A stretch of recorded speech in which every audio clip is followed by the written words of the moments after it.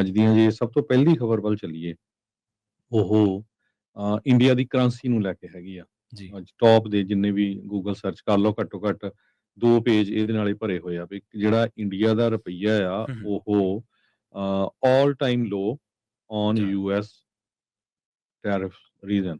ਜੀ। ਸੋ ਕਹਿੰਦੇ ਵੀ ਚੌਥਾ ਮਹੀਨਾ ਹੋ ਗਿਆ ਲਗਾਤਾਰ ਜਿਹੜਾ ਇੰਡੀਆ ਦਾ ਰੁਪਈਆ ਆ ਉਹ ਹੂੰ, ਥੱਲੇ ਨੂੰ ਜਾ ਰਿਹਾ ਹੈਗਾ। ਹੂੰ, ਹੁਣ ਜਦੋਂ ਤੋਂ ਹੀ 50% ਜਿਹੜੇ ਟੈਰਿਫ 25% ਤੋਂ ਵਧਾ ਕੇ 50% ਕੀਤੇ ਗਏ ਆ, ਜੀ। ਤੇ ਇੰਡੀਆ ਦੀ ਰੁਪਈਏ ਦੀ ਜਿਹੜੀ ਕੀਮਤ ਆ ਅੱਜ ਯੂਐਸ ਡਾਲਰ ਦੇ ਮੁਤਾਬਕ 88 ਰੁਪਏ ਤੇ 30 ਪੈਸੇ ਹੋ ਗਈ ਹੈਗੀ ਆ। ਹੂੰ, ਸੋ ਇਹ ਕਹਿੰਦੇ ਲੋਐਸਟ ਲੈਵਲ ਆ, ਜੀ। 0.65% ਡਾਊਨ ਹੈਗਾ on A day. So currency lowest ਆ 88.3075। ਤੇ ਹੁਣ ਰਿਜ਼ਰਵ ਬੈਂਕ ਆਫ ਇੰਡੀਆ ਨੂੰ ਇੰਟਰਵੀਨ ਕਰਨਾ ਪਿਆ ਹੈਗਾ ਆ। ਕਹਿੰਦੇ ਵੀ ਜਿਹੜੇ ਯੂਐਸ ਦੇ ਟੈਰਿਫਸ ਆ ਇਹ ਹੋਰ ਅਸਰ ਕਰਨਗੇ ਇੰਡੀਆ ਦੇ ਬੈਲੈਂਸ ਆਫ ਪੇਮੈਂਟ ਸਟ੍ਰੈਸ ਦੇ ਉੱਤੇ, keep financial flow weak and widen the trade deficit. Hmm, ਇਹ ਇੱਕ ਉੱਥੇ ਦੇ ਐਫਐਕਸ ਸਟ੍ਰੈਟਜਿਸਟ ਹੈਗੇ ਆ, ਧੀਰਜ ਨੇਮ ਕਰਕੇ, ਉਹਨਾਂ ਨੇ ਜਿਹੜੀ ਸਟੇਟਮੈਂਟ ਜਾਰੀ ਕੀਤੀ ਹੈਗੀ ਆ। ਜੀ। ਤੇ ਕਹਿੰਦੇ ਵੀ ਮੈਨੂੰ ਲੱਗਦਾ ਵੀ ਡਾਲਰ ਜਿਹੜਾ ਆ ਉਹ ਕਾਫੀ ਵੀਕ ਰਹੂਗਾ। ਹੂੰ, ਸੋ ਆਪਾਂ ਬਹੁਤ ਚਿਰਾਂ ਤੋਂ ਆਪਣੇ ਜਿਹੜੇ ਭੈਣ ਭਰਾ ਉਹਨਾਂ ਨੂੰ ਦੱਸਦੇ ਰਹਿੰਦੇ ਵੀ ਭਾਈ ਜਿਹੜੇ ਪੈਸੇ ਤੁਹਾਡੇ ਪਏ ਆ ਜੀ। ਇੰਡੀਆ 'ਚ ਉਹਨਾਂ ਨੂੰ ਮੂਵ ਕਰ ਲਓ, ਇੱਥੇ ਜਿਹੜੇ ਯੂਐਸਏ 'ਚ ਰਹਿੰਦੇ ਆ ਪੈਨਸ਼ਨਾਂ ਜਿਹੜੀਆਂ ਆਉਂਦੀਆਂ ਨਾ ਉਹ ਨਹੀਂ, ਕੋਈ ਫਾਇਦਾ ਨਹੀਂ ਹੈ, ਉਹ ਰੁਪਈਏ ਦੀ ਕੀਮਤ ਥੱਲੇ ਨੂੰ ਧੜਾ ਧੜ ਜਿਹੜੀ ਆ ਹੂੰ। ਉਹ ਜਾ ਰਹੀ ਹੈਗੀ ਆ। ਹਾਂਜੀ, ਬਿਲਕੁਲ ਤੇ ਇਹ ਆਪਾਂ ਲਗਾਤਾਰ ਚਰਚਾ ਕਰ ਰਹੇ ਹਾਂ ਵੀ ਇਹਦੇ ਜਿਹੜਾ ਹੇਠਾਂ ਜਾਣ ਪਿੱਛੇ ਜਿਹੜੇ ਕਾਰਨ ਆ ਉਹ ਉੱਥੋਂ ਦੀਆਂ ਜਿਹੜੀਆਂ ਇਕਨੋਮਿਕ ਪਾਲਿਸੀਜ਼ ਆ ਉਹਨਾਂ ਦਾ ਬਹੁਤ ਵੱਡਾ ਰੋਲ ਆ। ਟੈਰਿਫ ਨੇ ਇਹਦੇ ਉੱਤੇ ਜਿਹੜੀ ਆ ਉਹ ਆਪਾਂ ਕਹਿ ਦਈਏ ਬਲਦੀ ਤੇ ਤੇਲ ਪਾਉਣ ਦਾ ਕੰਮ ਕੀਤਾ। ਟੈਰਿਫ ਜਿਹੜੇ ਨੇ ਉਹ ਇੰਡੀਅਨ ਇਕੋਨਮੀ ਨੂੰ ਉਹਨਾਂ ਨੇ ਬਹੁਤ ਧੱਕਾ ਲਾਇਆ। ਹਾਲੇ ਆંકੜਿਆਂ ਦੇ ਮੁਤਾਬਕ ਤਾਂ ਇਹ ਕਹਿਣਾ ਥੋੜ੍ਹਾ ਜਿਹਾ ਜਲਦਬਾਜ਼ੀ ਹੋਊਗੀ ਵੀ ਉਹਨਾਂ ਦੀ GDP ਤੇ ਕਿੰਨਾ ਅਸਰ ਪਊਗਾ, ਪਰ ਇੱਕ ਮੋਟੇ ਅੰਦਾਜ਼ੇ ਮੁਤਾਬਕ ਇੰਡੀਆ ਦਾ ਜਿਹੜਾ ਰੈਵਨਿਊ ਸੀਗਾ ਉਹਨੂੰ ਇਹਦੇ ਨਾਲ ਤਕਰੀਬਨ ਸੈਂਕੜੇ ਤੋਂ ਹਜ਼ਾਰਾਂ ਕਰੋੜਾਂ ਦਾ ਜਿਹੜਾ ਘਾਟਾ ਉਹ ਪੈਣ ਦੀ ਸੰਭਾਵਨਾ ਤੋਂ ਇਨਕਾਰ ਨਹੀਂ ਕੀਤਾ ਜਾ ਸਕਦਾ।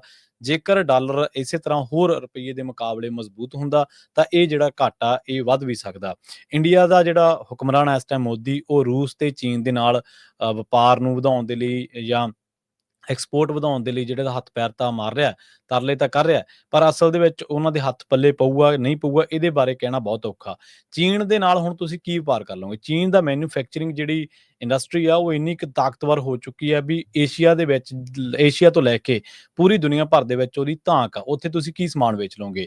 ਅਮਰੀਕਨ ਕੰਜ਼ਿਊਮਰ ਦੇ ਮੁਕਾਬਲੇ ਤੁਹਾਨੂੰ ਉਸ ਤਰ੍ਹਾਂ ਦਾ ਕੰਜ਼ਿਊਮਰ, ਉਸ ਤਰ੍ਹਾਂ ਦੀ ਇਕੋਨਮੀ, ਉਸ ਤਰ੍ਹਾਂ ਦਾ ਖੁੱਲਾ ਖਰਚਾ ਕਰਨ ਵਾਲਾ ਬੰਦਾ ਜਿਹੜਾ ਜਾਂ ਕਸਟਮਰ ਹੈ ਉਹ ਤੁਹਾਨੂੰ ਹੋਰਾਂ ਇਕੋਨਮੀਜ਼ ਦੇ ਵਿੱਚੋਂ ਲੱਭਣਾ ਖਾਸਾ ਔਖਾ ਹੈ।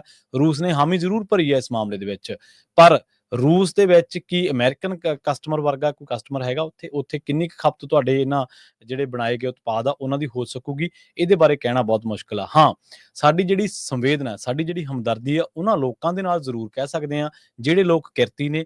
ਫੈਕਟਰੀਆਂ ਬੰਦ ਹੋਣਗੀਆਂ, ਫੈਕਟਰੀਆਂ ਬੰਦ ਹੋਣ ਦੇ ਨਾਲ ਉਹਨਾਂ ਤੇ ਕੰਮਕਾਰ ਤੇ ਅਸਰ ਪਊਗਾ, ਕੰਮਕਾਰ ਤੇ ਅਸਰ ਪੈਣ ਦੇ ਨਾਲ ਉਹਨਾਂ ਦੇ ਜਿਹੜੇ ਚੁੱਲ੍ਹੇ ਆ ਉਹਨਾਂ ਤੇ ਵੀ ਅਸਰ ਪਊਗਾ। ਸੋ ਉੱਥੇ ਆਪਾਂ ਜ਼ਰੂਰ ਕਹਿ ਸਕਦੇ ਹਾਂ ਵੀ ਉਹਨਾਂ ਨੂੰ ਧੱਕਾ ਲੱਗੂਗਾ ਇਸ ਦੇ ਨਾਲ, ਕਿਉਂਕਿ ਸਮਾਨ ਜਦੋਂ ਵਿਕੂਗਾ ਹੀ ਨਾ ਤਾਂ ਫੈਕਟਰੀਆਂ ਬਣਾਉਣੀਆਂ ਕਿਉਂ? ਜਦੋਂ ਸਮਾਨ ਵਿਕੂਗਾ ਤਾਂ ਮੈਨੂਫੈਕਚਰਿੰਗ ਕਿਉਂ ਹੋਊਗੀ? ਤੇ ਜੇ ਮੈਨੂਫੈਕਚਰਿੰਗ ਨਹੀਂ ਹੋਊਗੀ ਤੇ ਫਿਰ ਉਹ ਲੋਕ ਜਿਹੜੇ ਰੁਜ਼ਗਾਰ ਜਿਹੜੇ ਜਿਨ੍ਹਾਂ ਦਾ ਹੈਗਾ ਖੁਦ ਦਾ, ਉਹਨਾਂ ਨੂੰ ਫਰਕ ਜ਼ਰੂਰ ਪਊਗਾ। ਪਰ ਇਹਦੇ ਪਿੱਛੇ ਅਮਰੀਕਾ ਨਹੀਂ ਜ਼ਿੰਮੇਵਾਰ, ਇਹਦੇ ਪਿੱਛੇ ਉਹਨਾਂ ਦਾ ਜਿਹੜਾ ਹੁਕਮਰਾਨ ਹੈ ਉਹ ਬਹੁਤ ਹੱਦ ਤੱਕ ਜ਼ਿੰਮੇਵਾਰ ਹੈ। ਕਿਉਂਕਿ ਦੱਸਦੇ ਆ ਕਿ 4 ਵਾਰ ਪਿੱਛੇ ਜੇ ਜਰਮਨ ਦੀ ਅਖਬਾਰ ਨੇ ਦਾਅਵਾ ਕੀਤਾ ਇਹ ਕਿ 4 ਵਾਰ ਟਰੰਪ ਨੇ ਕੋਸ਼ਿਸ਼ ਕੀਤੀ ਮੋਦੀ ਦੇ ਨਾਲ ਰਾਬਤਾ ਕਾਇਮ ਕਰਨ ਦੀ, ਪਰ ਉਹ ਪਤਾ ਨਹੀਂ ਕਿਹੜੀ ਆਕੜ ਦੇ ਵਿੱਚ ਬੈਠੇ ਨੇ ਵੀ ਉਹਨਾਂ ਨੇ ਰਾਬਤਾ ਨਹੀਂ ਕਾਇਮ ਕੀਤਾ, ਜਾਂ ਉਹਨਾਂ ਨੂੰ ਗੁੱਸਾ ਆ ਗਿਆ ਵੀ ਮੈਂ ਤਾਂ ਇਹਨਾਂ ਪਿੱਛੇ ਚੋਣ ਪ੍ਰਚਾਰ ਕਰਦਾ ਰਿਹਾ ਤੇ ਹੁਣ ਇਹ ਸਾਡੇ ਨਾਲ ਐਂ ਕਰ ਰਹੇ ਨੇ। ਇਹ ਗੱਲ ਸਾਨੂੰ ਹਮੇਸ਼ਾ ਯਾਦ ਰੱਖਣੀ ਚਾਹੀਦੀ ਹੈ। ਕਈ ਮੋਦੀ ਭਗਤ ਹੋਣਗੇ, ਉਹਨਾਂ ਨੂੰ ਗੁੱਸਾ ਲੱਗਣਾ ਇਸ ਗੱਲ ਦੇ ਉੱਤੇ ਕਿ ਕੋਈ ਵੀ ਹੁਕਮਰਾਨ ਕਿਸੇ ਵੀ ਦੇਸ਼ ਦਾ, ਉਹਨੂੰ ਆਪਦੇ ਦੇਸ਼ ਦੇ ਹਿੱਤ ਮੂਹਰੇ ਰੱਖਣੇ ਚਾਹੀਦੇ ਨੇ। ਟਰੰਪ ਇਸ ਵੇਲੇ ਹੋਰ ਉਹਨਾਂ ਦੀਆਂ ਬਹੁਤ ਖਾਮੀਆਂ ਹੋਣਗੀਆਂ ਉਹਨਾਂ ਦੇ ਕੰਮਕਾਰ ਦੇ ਵਿੱਚ, ਪਰ ਉਹ ਅਮਰੀਕਨ ਹਿੱਤਾਂ ਨੂੰ ਪਹਿਲ ਦੇ ਰਹੇ ਨੇ। ਉਹਨਾਂ ਨੂੰ ਲੱਗਦਾ ਵੀ ਸਾਡੇ ਨਾਲ ਇਹ ਹੋ ਰਿਹਾ ਜਾਂ ਸਾਨੂੰ ਇਹ ਘਾਟਾ ਪੈ ਰਿਹਾ, ਤਾਂ ਉਹ ਇਸ ਕਰਕੇ ਉਹ ਜੇ ਆਪਦੇ ਹਿੱਤਾਂ ਨੂੰ ਹੁਣ ਤੱਕ ਪਹਿਲ ਦਿੰਦੇ ਤਾਂ ਹੁਣ ਤੱਕ ਇਹ ਚੀਜ਼ਾਂ ਜਿਹੜੀਆਂ ਉਹ ਸੋਲਵ ਹੋ ਜਾਣੀਆਂ ਸੀਗੀਆਂ। ਸੋ ਹਲੇ ਇਹ ਕਹਿਣਾ ਜਲਦਬਾਜ਼ੀ ਹੋਊਗੀ। ਕਿੰਨਾ ਨੁਕਸਾਨ ਹੋਊਗਾ? ਨੁਕਸਾਨ ਜ਼ਰੂਰ ਹੋਊਗਾ, ਇਹ ਜਮਾਂ ਪੱਕੀ ਗੱਲ ਹੈ ਜੀ। ਜੀ, ਬਿਲਕੁਲ। ਇਹ ਜਿਹੜੀ ਖਬਰ ਆ ਆਪਾਂ ਰੋਇਟਰਸ ਅਖਬਾਰ ਆ ਉਹਦੇ ਮੁਤਾਬਕ ਤੁਹਾਡੇ ਨਾਲ ਸਾਂਝੀ ਕਰ ਰਹੇ ਹਾਂ। ਫੋਰਨ ਪੋਰਟਫੋਲੀਓ ਜਿਹੜੇ ਇਨਵੈਸਟਰਸ ਆ ਜੀ। ਉਹਨਾਂ ਨੇ 9.7 ਬਿਲੀਅਨ ਡਾਲਰ ਦਾ ਜਿਹੜਾ ਇੰਡੀਆ ਦੀ ਡੈਪਟ ਆ ਤੇ ਹੂੰ, ਇਕੁਇਟੀਜ਼ ਆ ਹੂੰ।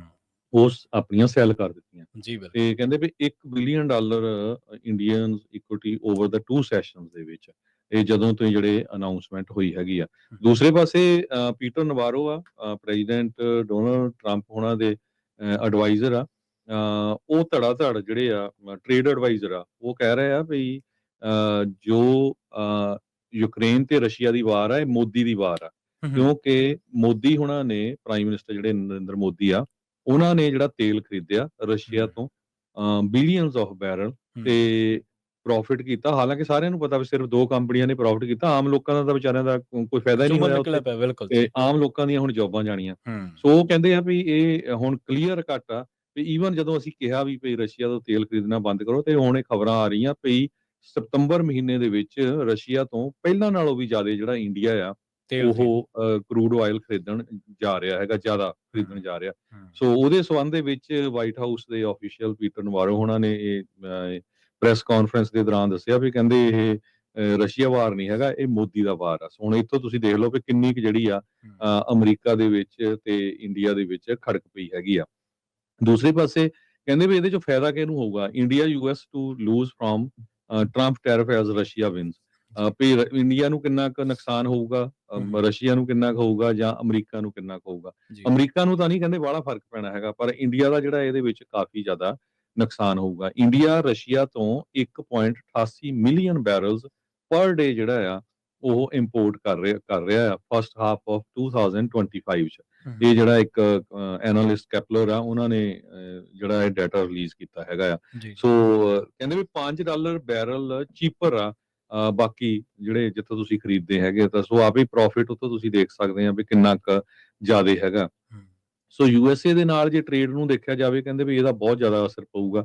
ਲਗਭਗ ਜਿਹੜੀ ਅੱਧੀ ਆ ਉਹ ਘਟ ਜਾਣੀ ਆ, ਕਿਉਂਕਿ 50% ਟੈਰਿਫ ਬਹੁਤ ਹੁੰਦਾ ਜਿਹੜੀਆਂ ਇੰਡੀਆ ਤੋਂ ਸਮਾਨ ਆਉਂਦਾ, ਗਰੋਸਰੀ ਹੋਰ ਸਾਰਾ ਕੁਝ, ਉਹਦੇ ਤੇ ਜੇ 50% ਟੈਰਿਫ ਲੱਗ ਜਾਂਦਾ ਆ ਤੇ ਇੱਥੇ ਪ੍ਰਾਈਸਿਸ ਕਿੰਨੀਆਂ ਜਿਹੜੀਆਂ ਉਹ ਐਕਸਪੈਂਸਿਵ ਹੋ ਜਾਣੀਆਂ ਹੈਗੀਆਂ। ਤੇ ਦੂਸਰੇ ਪਾਸੇ ਜਿਹੜੇ ਇੰਡੀਆ ਦੇ ਵਿੱਚੋਂ ਫਿਰ ਆਪੇ ਨਹੀਂ ਨੈਚੁਰਲੀ ਉਹਨਾਂ ਨੇ ਇੱਥੇ ਸਮਾਨ ਭੇਜਣਾ, ਕਿਉਂਕਿ ਉਹ ਵਿਕਣਾ ਜਿਹੜਾ ਆ ਉਹ ਬਹੁਤ ਜ਼ਿਆਦਾ ਜਿਹੜਾ ਔਖਾ ਹੋ ਜਾਣਾ ਹੈਗਾ ਆ।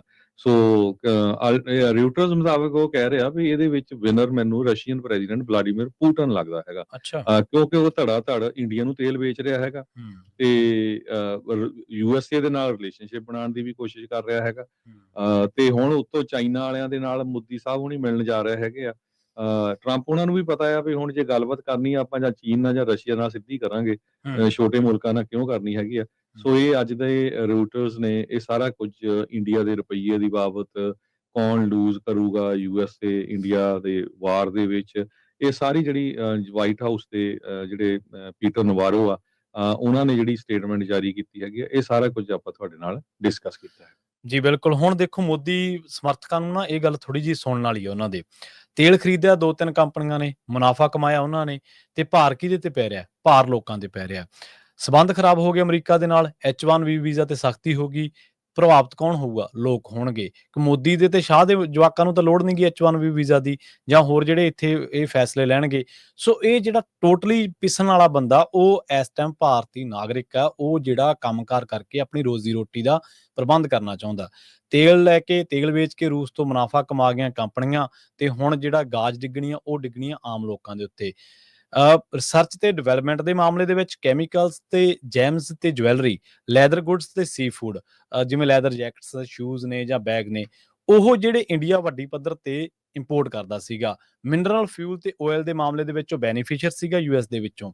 ਮਸ਼ੀਨਰੀ ਤੇ ਇਕਵਿਪਮੈਂਟ ਦੇ ਮਾਮਲੇ ਦੇ ਵਿੱਚ ਵੀ ਇੰਡੀਆ ਜਿਹੜਾ ਇੰਪੋਰਟ ਕਰਦਾ ਸੀਗਾ ਇਲੈਕਟ੍ਰੀਕਲ ਮਸ਼ੀਨਰੀ ਯੂਐਸ ਦੇ ਵਿੱਚੋਂ।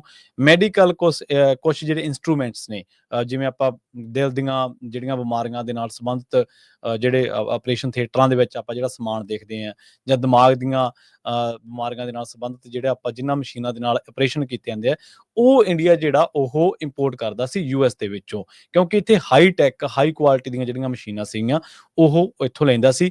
ਪਰ ਉਹ ਇਸ ਬਾਜ਼ਾਰ ਦੇ ਵਿੱਚ ਸਮਾਨ ਜ਼ਿਆਦਾ ਵੇਚਦਾ ਸੀ ਤੇ ਖਰੀਦ ਇਹਦੇ ਮੁਕਾਬਲੇ ਬਹੁਤ ਘੱਟ ਸੀਗਾ। ਪਰ ਇਸ ਟਾਈਮ ਜਿਹੜਾ ਟਸਲ ਦਾ ਕਾਰਨ ਆ ਉਹ ਯੂਐਸ ਤੋਂ ਮਾਫ ਕਰਨਾ ਰੂਸ ਤੋਂ ਜਿਹੜਾ ਤੇਲ ਖਰੀਦਣਾ, ਉਹ ਸਭ ਤੋਂ ਵੱਡੀ ਟਸਲ ਦਾ ਕਾਰਨ ਅਮਰੀਕਾ ਤੇ ਭਾਰਤ ਵਿਚਾਲੇ ਬਣਿਆ ਹੋਇਆ।